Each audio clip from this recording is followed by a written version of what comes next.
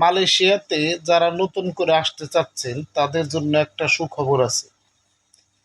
আগের নিউজে যে শুনছিলেন 25টা এজেন্সিকে মালয়েশিয়ান ভিসা প্রসেসিং করার দায়িত্ব দেওয়া হয়েছে, সেই 25টার বাবদে এখন বাংলাদেশের 300 এজেন্সিকে দায়িত্ব দেওয়া হয়েছে।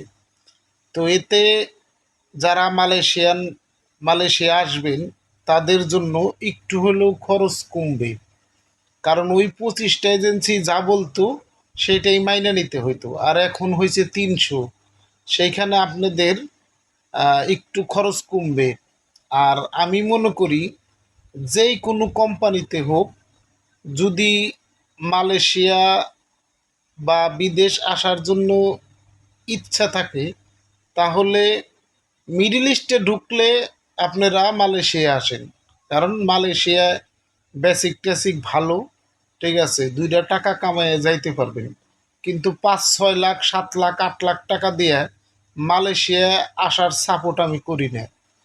আমি মনে মনে কই যে একটা লোক যেন বাংলাদেশ থেকে সর্বোচ্চ 4 লাখ 4.5 লাখ টাকা, এর বেশি যিনি কেউ দিয়া না আসে মালয়েশিয়ায়। সবাই ভালো থাকবেন আর ভিডিওটা শেয়ার করে দিবেন অবশ্যই।